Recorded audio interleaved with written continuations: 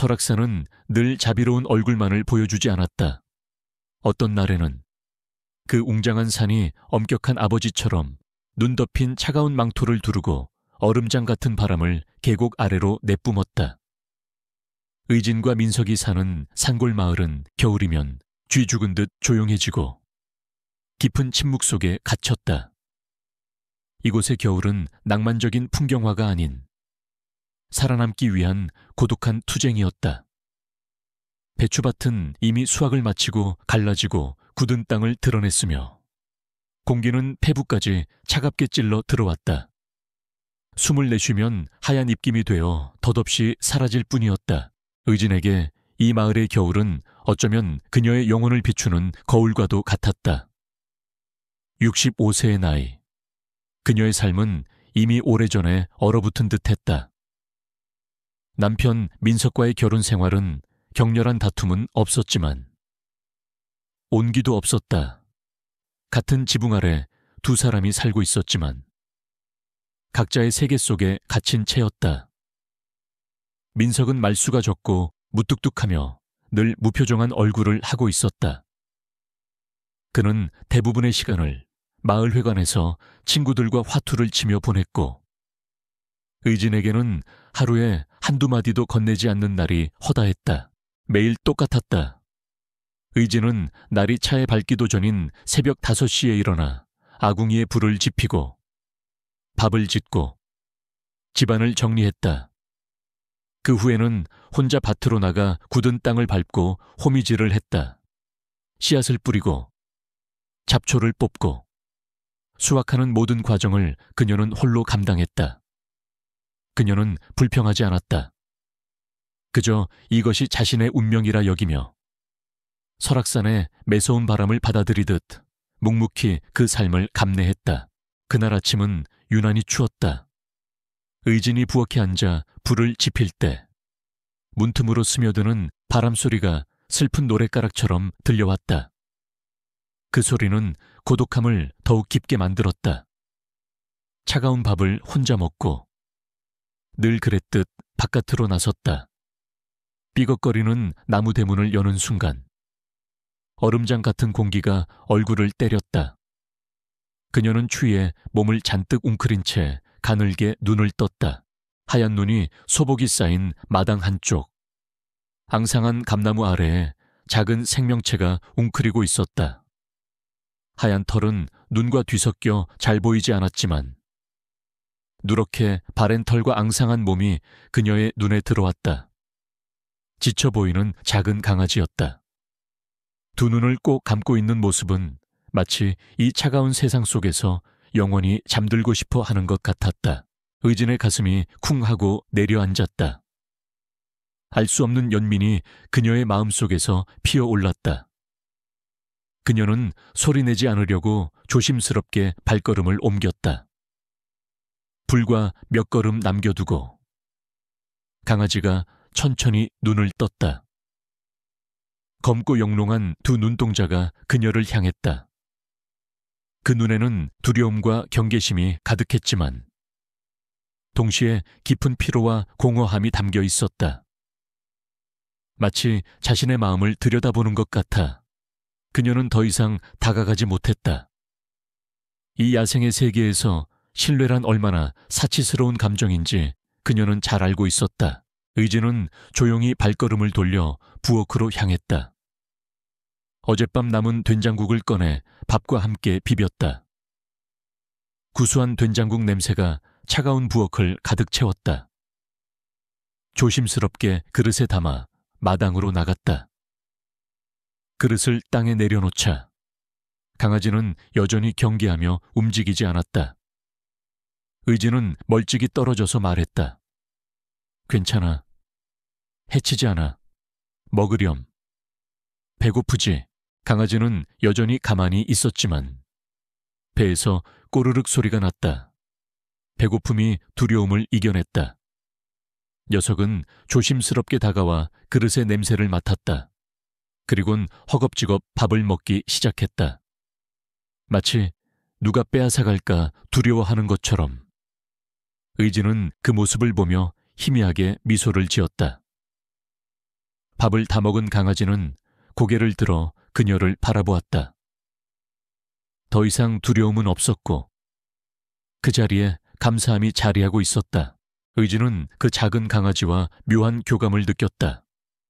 그저 한 마리 동물이 아니라 자신과 같은 외로운 영혼을 만난 것 같았다. 그녀는 녀석을 베코 바이후라고 불렀다. 비록 작은 몸집이지만 그녀의 메마른 마음에 작은 기적을 가져다준 영웅처럼 느껴졌기 때문이다. 그날, 베코가 나타난 그날은 의진의 삶이 새로운 방향으로 나아가기 시작한 운명적인 하루였다. 그날 이후 베코는 의진 할머니의 마당에 매일같이 나타났다. 새벽녘 어슴푸레한 빛이 감도는 시간.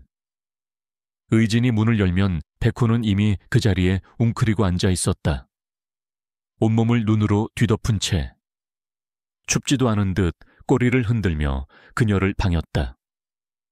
베코는 의진에게 말없이 찾아오는 친구였다. 그녀는 매일 아침 베코를 위해 된장국에 밥을 비벼주었고 베코는 허겁지겁 그 음식을 비웠다.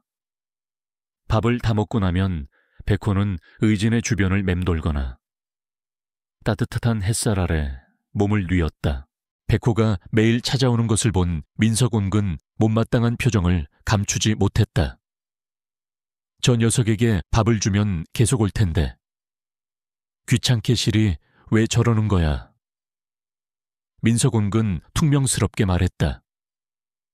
그의 목소리에는 불만과 짜증이 섞여 있었다. 불쌍해서 그래요. 배고픈데 그냥 두고 볼 수가 없잖아요. 의진 할머니는 조심스럽게 대답했다. 쓸데없는 짓 하지 말고 그냥 쫓아버려. 저런 떠돌이개에게 정 줘봤자 좋을 거 하나 없어. 민석옹은 그렇게 말하고는 다시 방으로 들어갔다. 의진은 남편의 말에 잠시 한숨을 쉬었다. 그녀는 베코를 외면할 수 없었다. 베코는 그녀에게 단순한 떠돌이개가 아니었다. 베코는 그녀의 외로움을 채워주는 유일한 존재였다. 그녀는 다시 백회에게 다가가 조심스럽게 머리를 쓰다듬었다. 처음에는 움찔했지만 이내 그녀의 손길을 거부하지 않았다. 녀석의 따뜻한 천이 그녀의 손끝을 통해 마음까지 전해졌다. 베코가 온 이후로 의진의 일상에는 미세한 변화가 생겼다. 예전에는 바티를 하면서도 늘 허전한 마음이 들었지만 이제는 베코와 함께하는 시간이 그녀에게 작은 행복을 주었다. 그녀는 바티를 하다가도 틈틈이 베코에게 말을 걸었다. 베코야, 오늘 배추가 잘 자란 것 같지 않아 올해는 풍년이 들었으면 좋겠는데.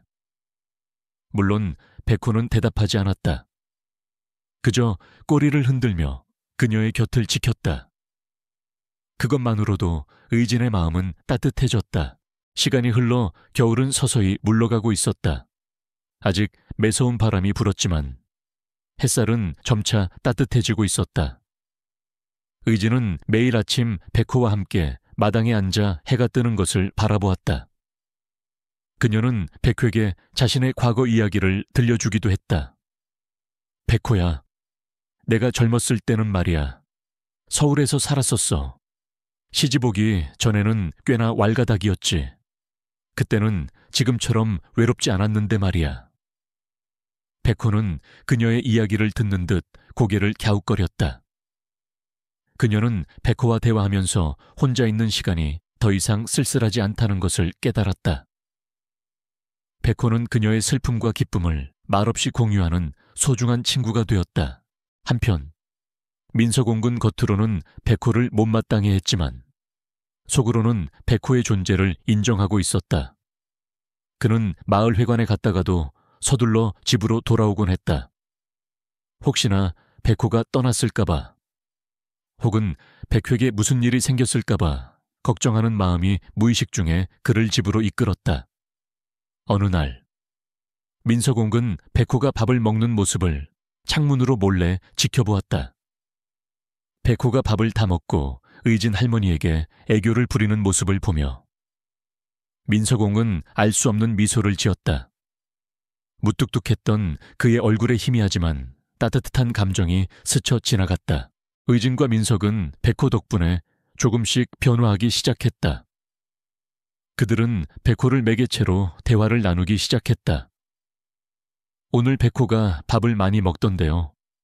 녀석, 배가 많이 고팠나 봐요.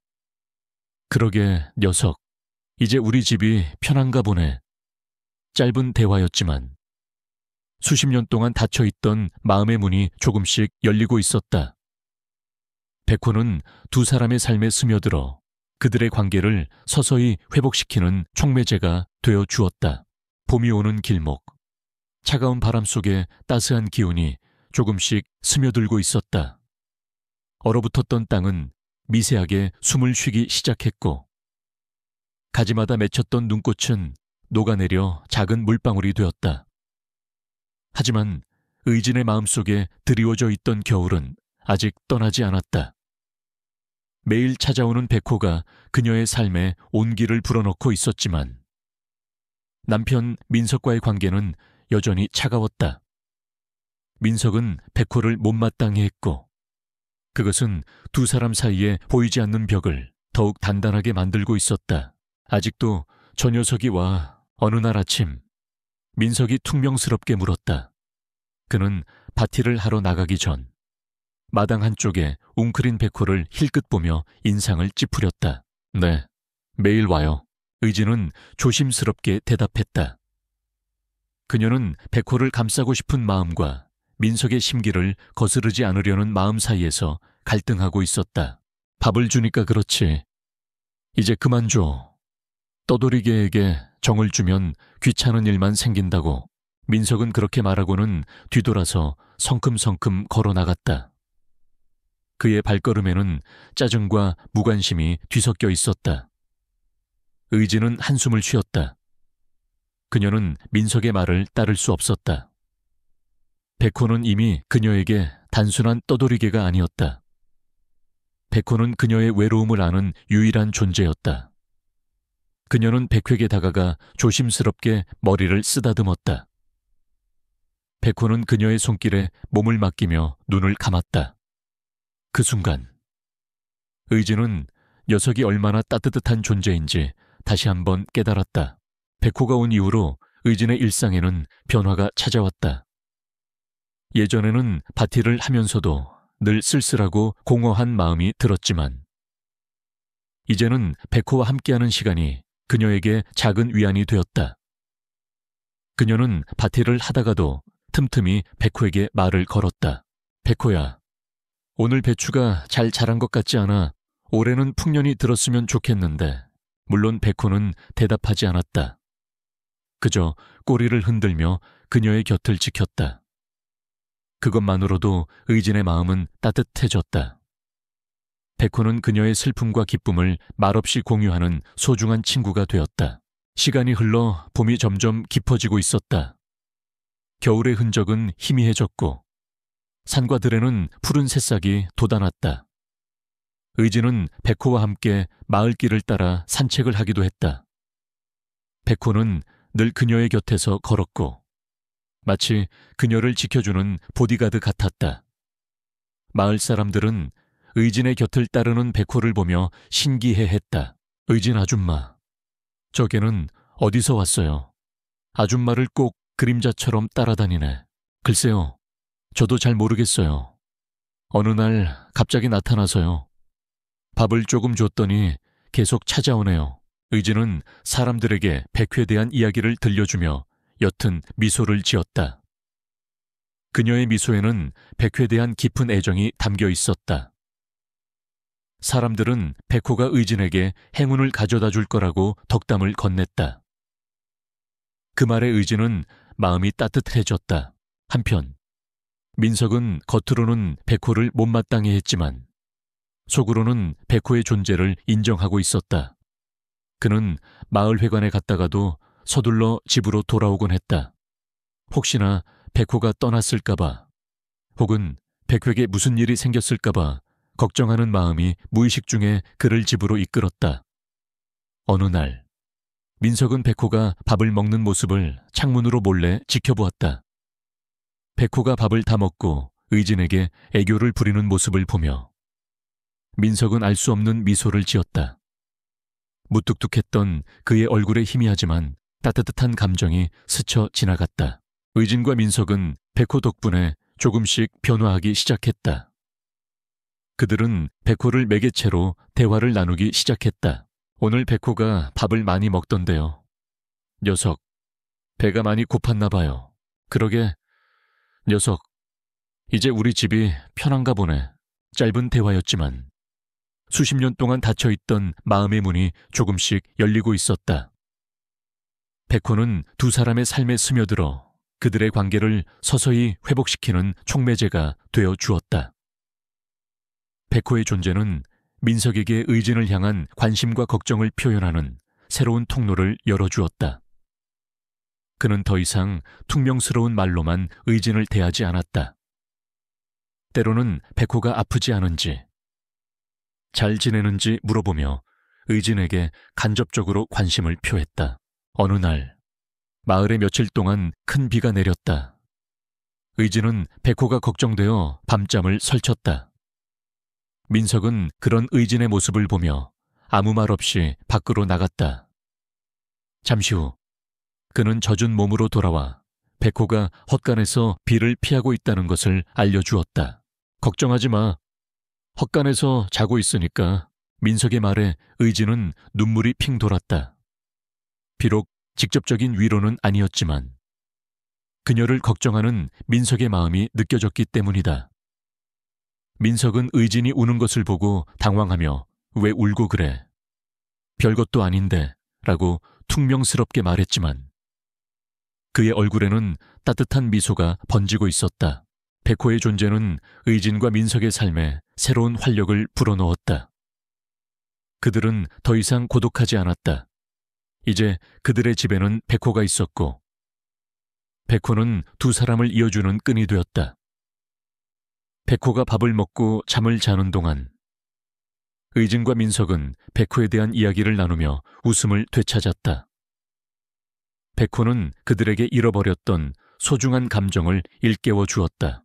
이웃 주민들은 민석의 변화를 보며 놀라워했다. 예전에는 늘 무뚝뚝하고 차가웠던 민석이 백호 이야기를 할 때면 얼굴에 미소가 번졌기 때문이다. 마을 회관에 모여 화투를 치던 민석은 이제 저녁이 되면 백호 밥을 챙겨줘야 한다며 서둘러 집으로 돌아가곤 했다. 이 영감탱이, 백호가 뭐라고 화투도 안 치고 가냐. 하하, 우리 집 녀석이 기다려서 다음 판에 보자고. 민석은 그렇게 말하며 농담을 던졌고 사람들은 그런 민석의 모습에 놀라워하며 웃었다. 민석은 이제 혼자가 아니었다. 그의 삶에도 백호라는 소중한 존재가 생겼고 그것은 그의 마음을 열게 하는 열쇠가 되었다. 백호는 의진과 민석의 관계를 회복시키는 동시에 그들 각자의 삶에도 깊은 의미를 부여했다.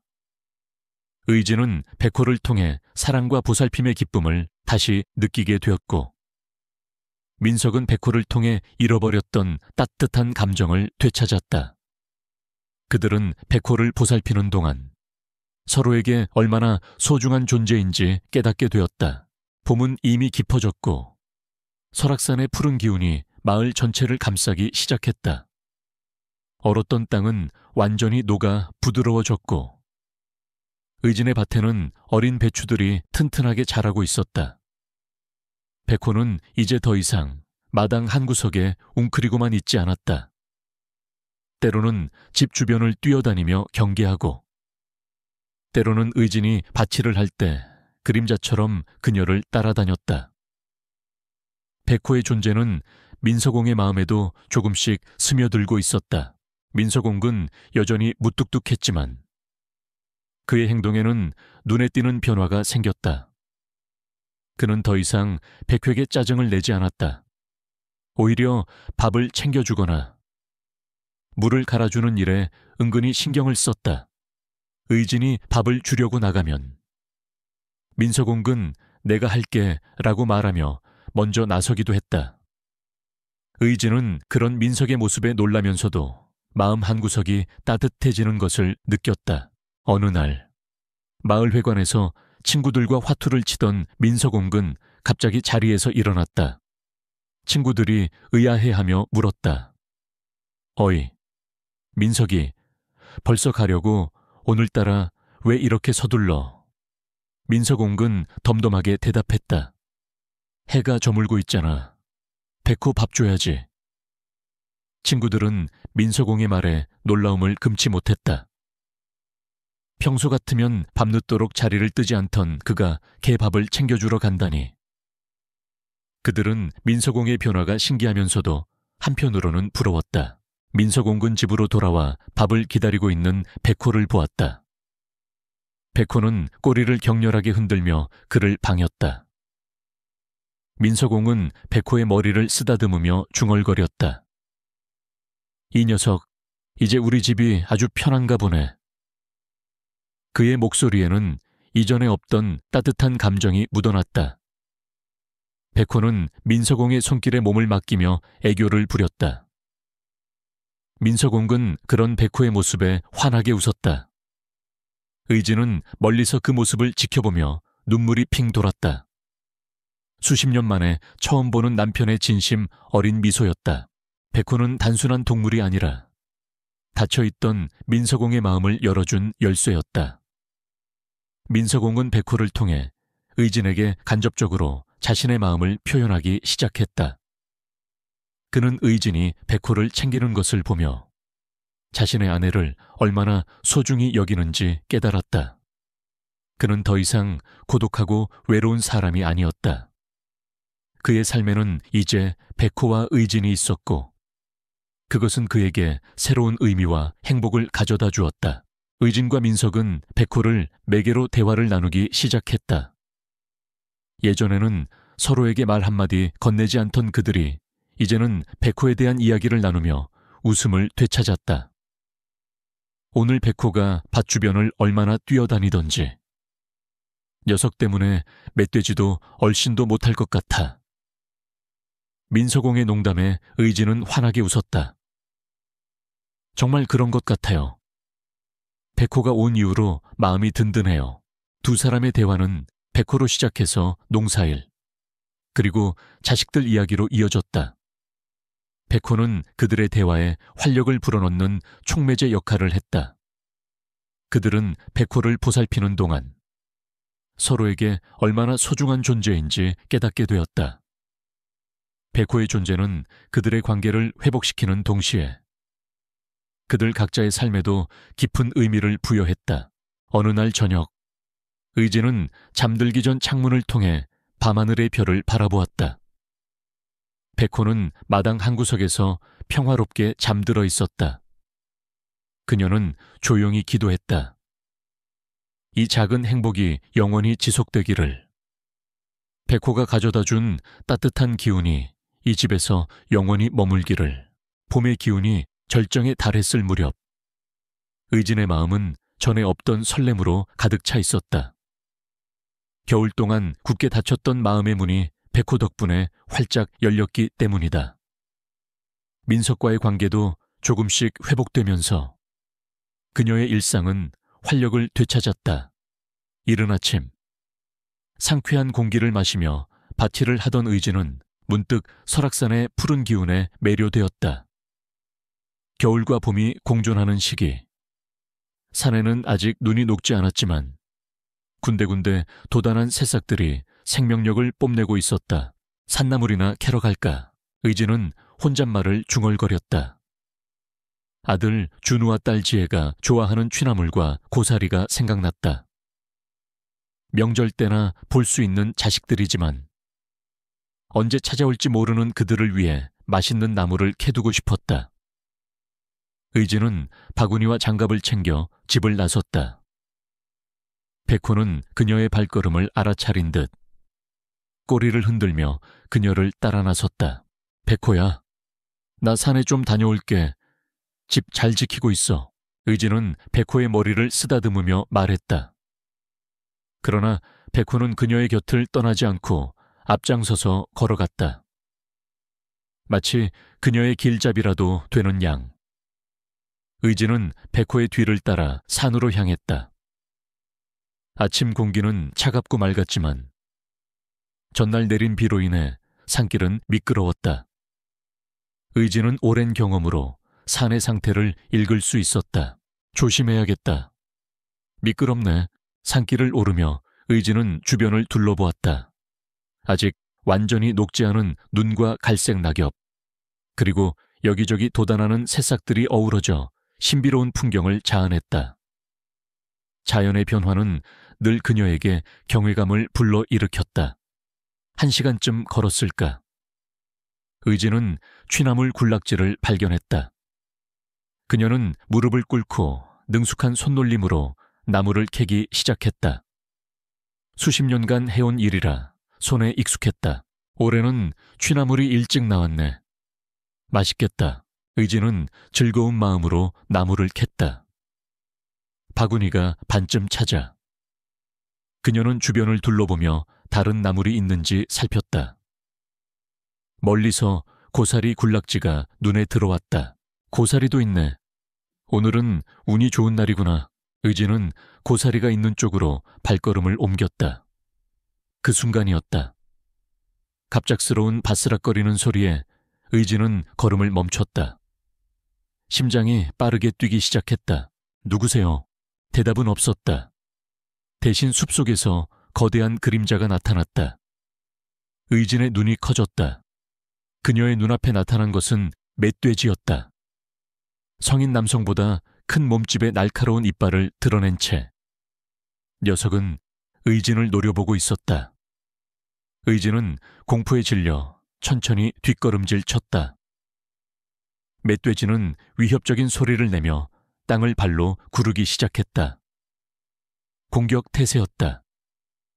의진의 머릿속이 하얗게 변했다. 도망쳐야 해. 천천히 움직이면 안 돼. 그러나 운명은 그녀의 편이 아니었다. 뒷걸음질 치던 의진의 발이 미끄러운 땅에서 헛돌았다.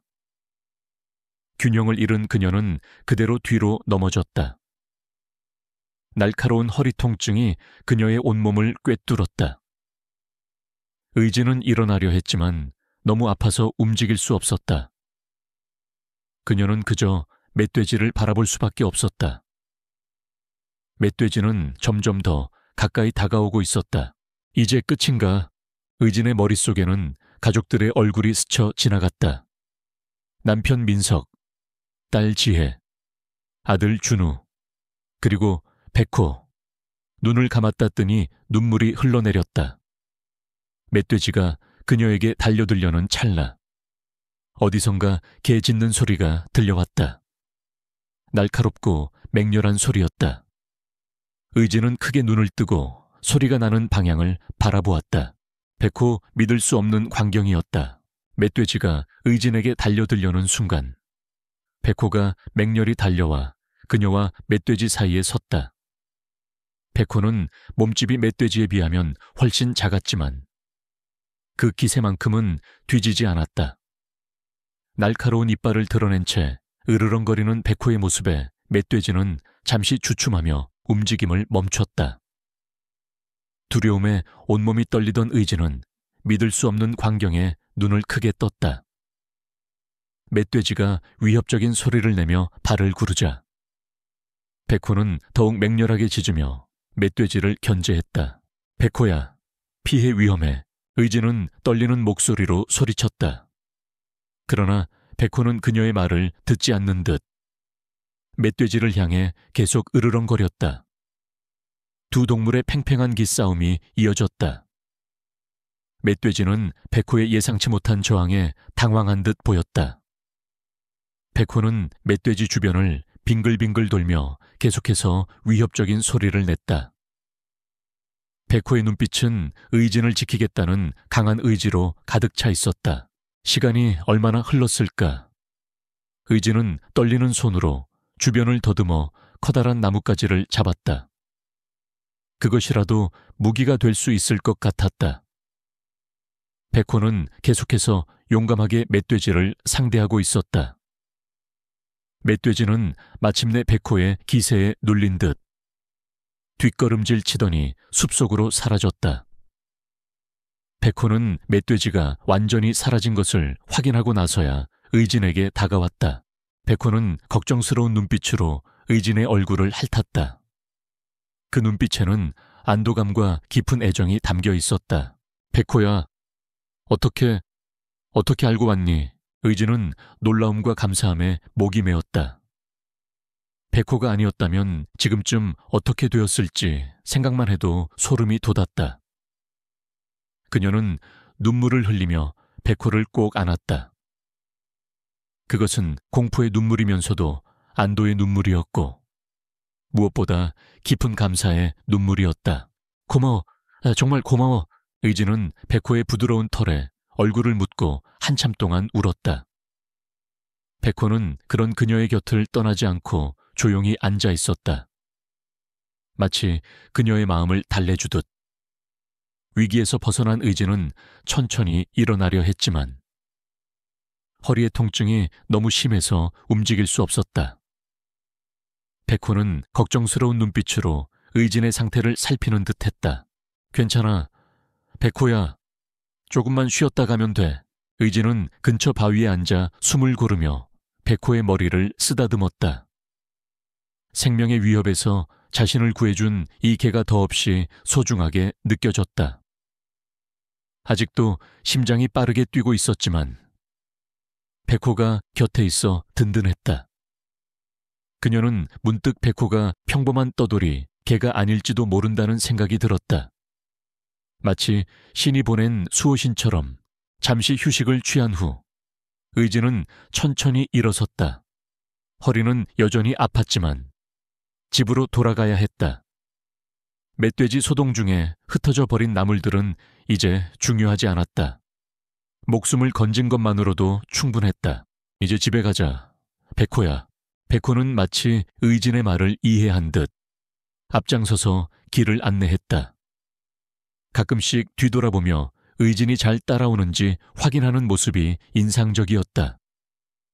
의진은 천천히 조심스럽게 산을 내려갔다. 산을 절반쯤 내려왔을 때 백호가 갑자기 멈춰 섰다. 귀를 쫑긋 세우고 주변을 살피더니 숲속으로 달려갔다. 의진은 놀라서 백호를 불렀다. 백호야, 어디 가니? 잠시 후 백호가 돌아왔다. 그런데 혼자가 아니었다. 백호의 입에는 작은 강아지 한 마리가 물려 있었다. 백호의 새끼였다. 작은 강아지는 백호와 닮아 있었다. 하얀 털에 검은 눈, 그리고 귀여운 작은 발. 의진은 놀라움에 입을 다물지 못했다. 아이고, 이게 백호 새끼구나. 그래서 내가 여기저기 다녔던 거였어. 의진은 백호가 새끼를 키우고 있다는 사실에 가슴이 따뜻해졌다. 어미의 본능으로 자신의 새끼를 보호하고 있었던 것이다. 하지만 어떻게 의진이 위험에 처했다는 것을 알고 구하러 왔을까 신비로운 일이었다. 너희 둘 다 우리 집에 가자. 이제부터는 함께 살자. 의진의 결심은 확고했다. 백호와 그 새끼를 돌봐주기로 한 것이다. 생명의 은인에게 갚을 수 있는 최소한의 보답이라고 생각했다. 그녀는 그 작은 강아지에게 별이별이라는 이름을 붙여주었다. 의진은 허리 통증을 참고 천천히 걸었다. 백호는 앞장서서 길을 안내했고 그 뒤를 작은 강아지 별이가 뒤뚱거리며 따라왔다. 의진은 백호와 별이를 번갈아 보며 눈물을 글썽였다. 멧돼지에게서 자신을 구해준 영웅이 알고 보니 새끼를 키우는 어미였다니. 그녀는 백호의 희생과 용기에 깊은 감동을 받았다. 힘겹게 집으로 돌아온 의진은 마당에 주저앉았다. 그때 마침 바티를 마치고 돌아오던 민석 온기 그녀를 발견했다. 민석 온근 의진의 지저분한 옷차림과 상처투성이인 발다리, 그리고 곁에 있는 백호와 별이를 보고 놀라 달려왔다. 아니, 당신 이게 어떻게 된 거요? 어디 다친 거 아니오? 민석옹의 목소리에는 걱정과 함께 불안함이 가득했다. 그의 얼굴에는 오랜 세월 동안 볼 수 없었던 진심 어린 감정이 드러났다. 의진은 울먹이며 그에게 오늘 있었던 일을 털어놓았다. 멧돼지에게 습격당할 뻔했던 일, 그리고 백호가 자신을 구해주기 위해 멧돼지와 싸웠던 일, 그리고 백회계 새끼가 있었던 일까지 이야기를 들은 민서공은 한동안 말을 잇지 못했다. 그는 멍하니 백호와 별이를 바라보았다. 백호는 의진에게 애교를 부리고 별이는 어미의 품에서 불안한 듯 낑낑거렸다. 민서공은 백회에게 다가가 조심스럽게 머리를 쓰다듬었다. 백호는 그런 민서공의 손길을 거부하지 않고 그의 손에 자신의 몸을 기댔다. 민서공은 백호의 눈을 들여다보았다. 그 작은 눈동자 속에 담겨있는 용기와 충성심을 읽을 수 있었다. 정말 고맙다, 백호야. 민서공의 목소리가 떨렸다. 그는 백호의 머리를 쓰다듬으며 눈물을 흘렸다. 의진은 그런 민서공의 모습에 놀라 그를 바라보았다. 그녀가 결혼 생활 동안 단 한 번도 보지 못했던 그의 눈물이었다. 민서공은 백회에게 감사하는 동시에 아내를 위험에 빠뜨린 자신에 대한 자책감에 괴로워하고 있었다. 그날 이후 민서공은 완전히 달라졌다. 그는 의진을 대하는 태도가 완전히 바뀌었다. 더 이상 무뚝뚝하고 차가운 남편이 아니었다. 그는 의진을 곁에서 세심하게 보살피고 파티를 함께 도왔다. 저녁에는 의진의 다리를 주물러주며 오늘 하루 힘들지 않았는지 물어보았다. 의진은 처음에는 어색해했지만 이내 민서공의 따뜻한 변화를 받아들였다. 백호와 별이는 이제 이 집의 완전한 가족이 되었다. 민서공은 헛간 한 구석에 백호와 별이를 위한 작은 집을 만들어 주었다. 그는 매일 아침 저녁으로 백호와 별이에게 밥을 챙겨주고 녀석들과 놀아주었다. 백호와 별이는 민서공을 따르기 시작했고 그들의 집은 늘 웃음소리로 가득했다. 서울에 사는 아들 준우와 딸 지혜는 부모님의 변화에 놀라움을 금치 못했다. 전화를 할 때마다 늘 조용하고 덤덤했던 부모님이 이제는 백호와 별이 이야기를 하며 웃는 소리를 들려주었기 때문이다. 준우와 지혜는 부모님의 달라진 모습이 기쁘면서도 한편으로는 궁금했다. 그들은 부모님을 찾아뵙기로 결심했다. 백호와 별이는 의진과 민석의 삶에 기적을 가져다 주었다. 그들은 더 이상 서로에게 무관심한 존재가 아니었다. 백호가 없었다면 그들은 평생 서로에게 마음을 열지 못했을지도 모른다.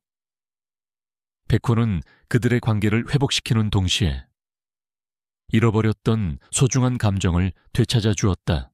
백호와 별이가 가족이 된 후 의진과 민석의 삶은 거짓말처럼 달라지기 시작했다.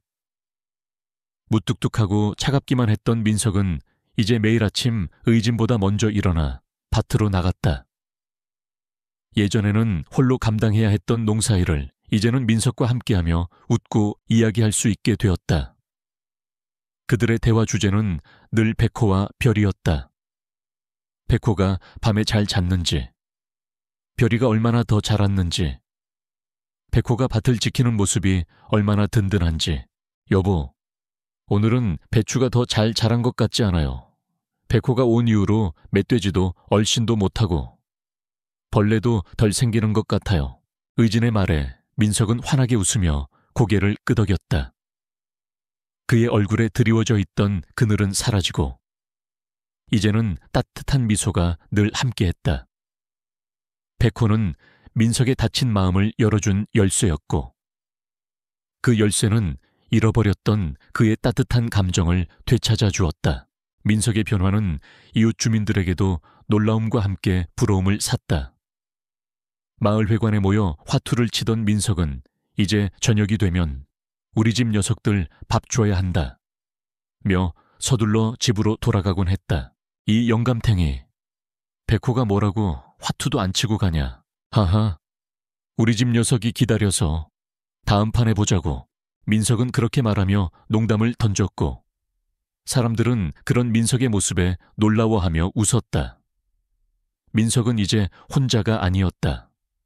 그의 삶에도 백호와 별이라는 소중한 존재가 생겼고 그것은 그의 마음을 열게 하는 열쇠가 되었다.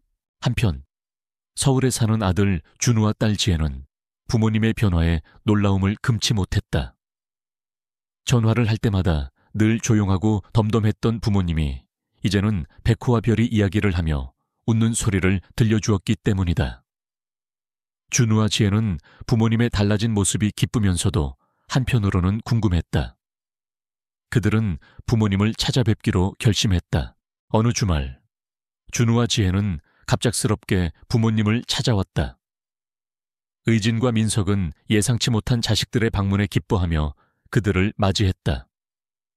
마당으로 들어서는 준우와 지혜를 본 백호와 별이는 처음에는 경계했지만 이내 경계심을 풀고 그들에게 다가갔다. 와, 엄마가 전화로 말씀하시던 백호가 얘구나. 정말 영리해 보이네요. 준우는 백호의 머리를 조심스럽게 쓰다듬었다. 백호는 기분 좋은 듯 꼬리를 흔들었고 준우는 그런 백호의 모습에 신기해했다. 지혜는 귀여운 별이를 안아 올리며 웃었다. 아버지, 예전보다 훨씬 활기차 보이세요. 농사일도 직접 하신다면서요. 지혜의 말에 민석은 쑥스러운 듯 웃었다.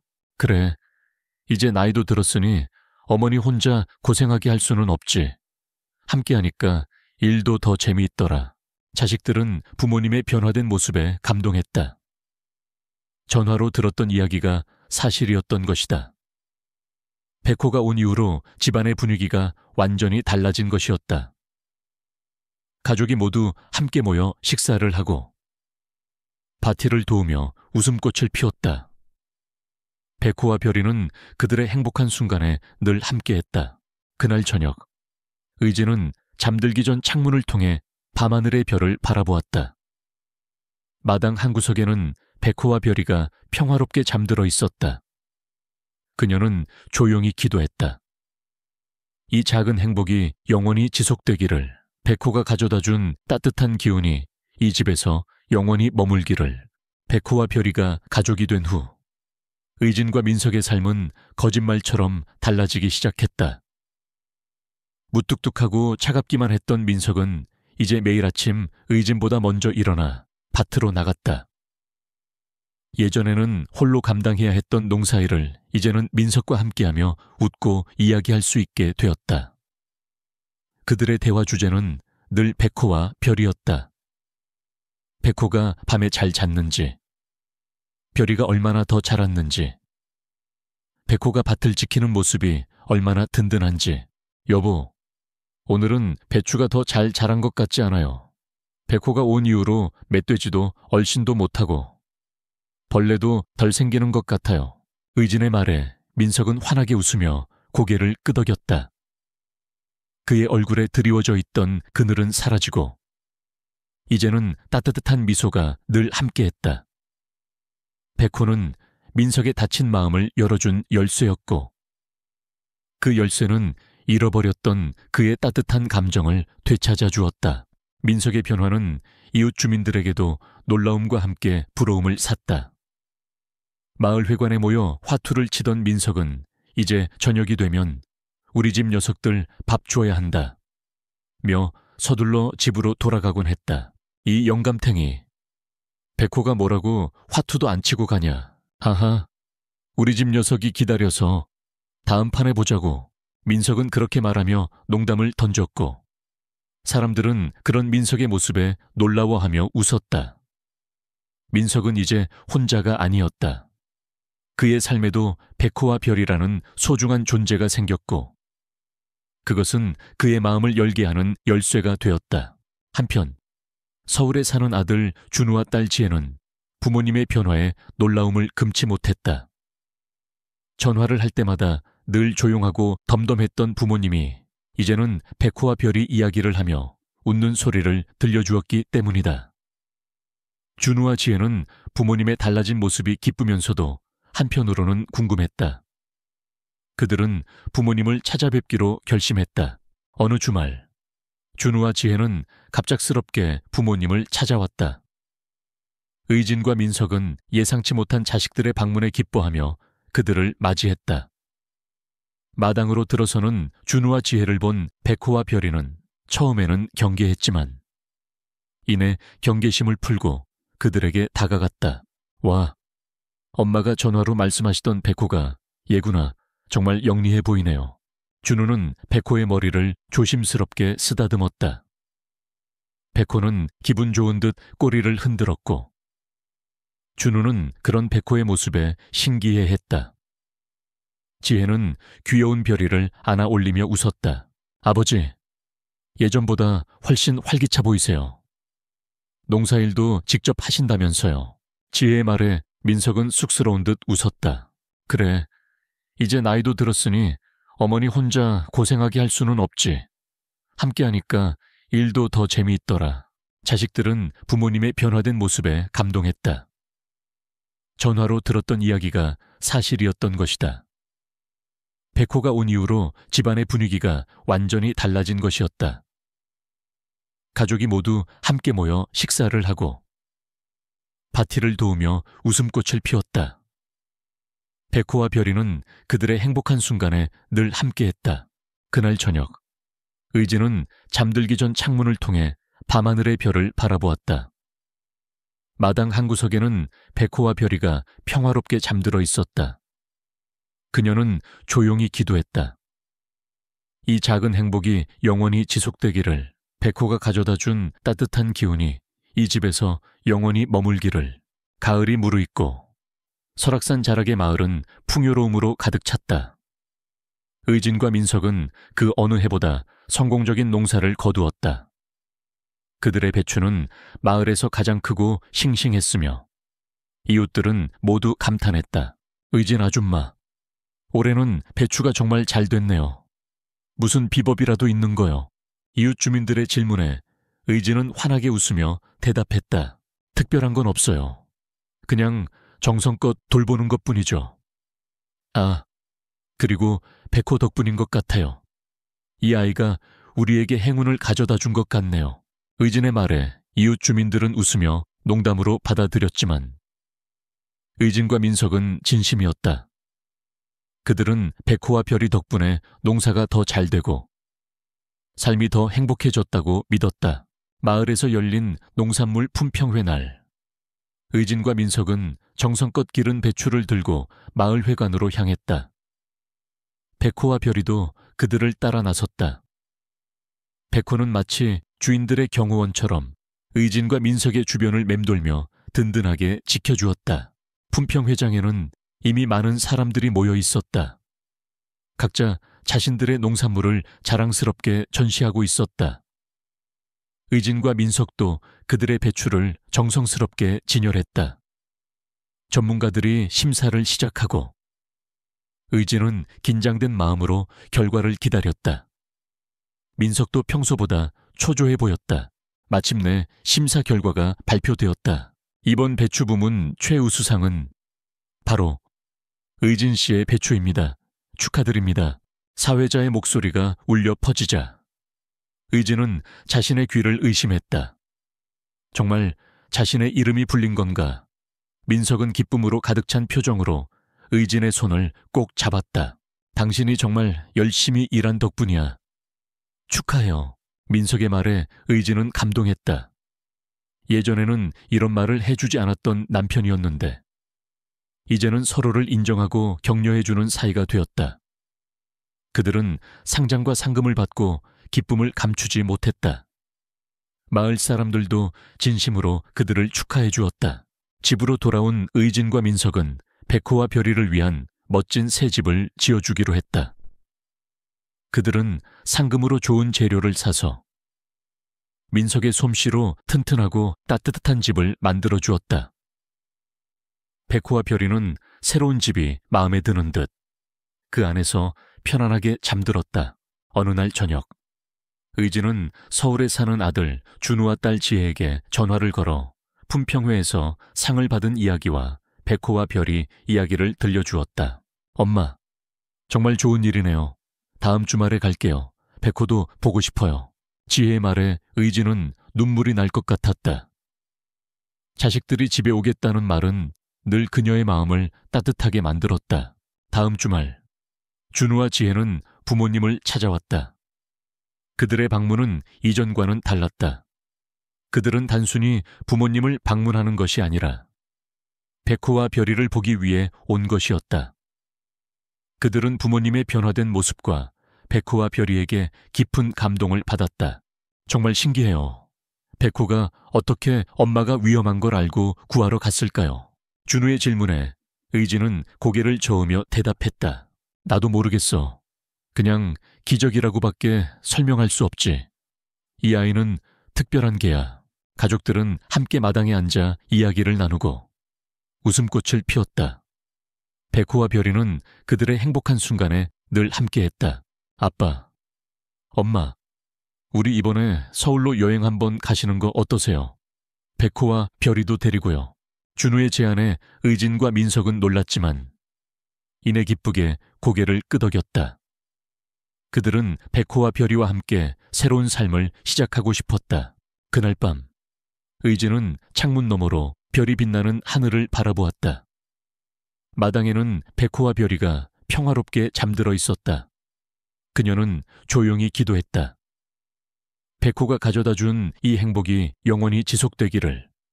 그 작은 인연이 그녀의 삶을 얼마나 크게 변화시켰는지 깨달으며 그녀는 감사함으로 가득 찬 미소를 지었다. 그녀는 이제 더 이상 외롭지 않았다. 그녀의 곁에는 사랑하는 가족과 그녀의 삶을 구원해준 백호가 있었기 때문이다.